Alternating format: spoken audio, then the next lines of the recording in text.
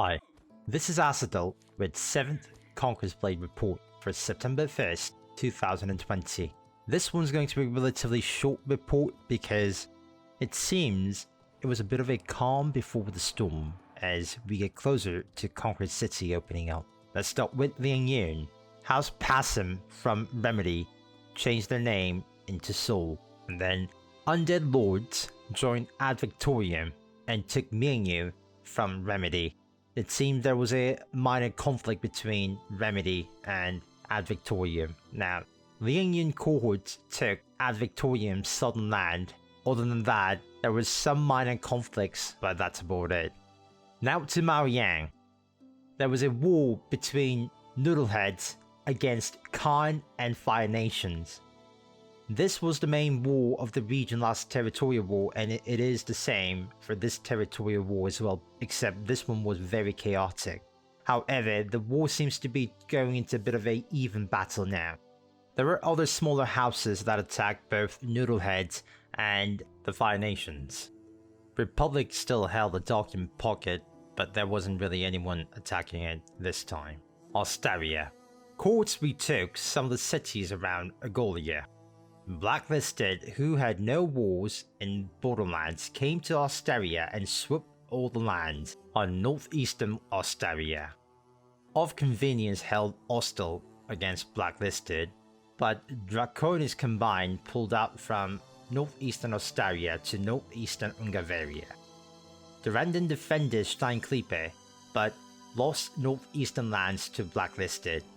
Bifrost held Rivalda Pocket, while Iron Empire secured southeastern Ostaria. Acquiescence had a dispute against House Nature from the Celts. From what I hear, House Nature was being toxic to Acquiescence and declared war on them as well. In response, Acquiescence Alliance pushed the Natures from their northwestern lands.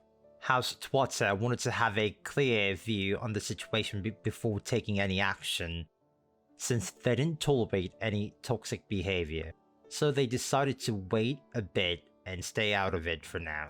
Leaderfair, who was not at war with Acquiescence, decided to push northwest with Acquiescence and took a huge chunk of land as well.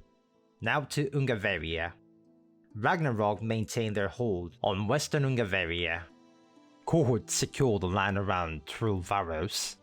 Chang'an City and Yellow Terran fought on eastern Ungavaria, and Yellow Terran had two-front war with Low Bastion on south and Chang'an City on north, while the courts attacked the western flank of Yellow Terran's land. The Dark Pact pushed to Low Bastion land on Soltivar Pocket. Iron Empire still maintained their northern foothold. And that is it for Ungavaria. Now to northern Borderlands. Nothing literally happened here. There were some skirmishes between Iron Empire and the High Council, but it was minimal. That's it for Northern Borderlands. That's it, really. Southern Borderlands. The war between the Coalition and Heavenly Kingdom continued on.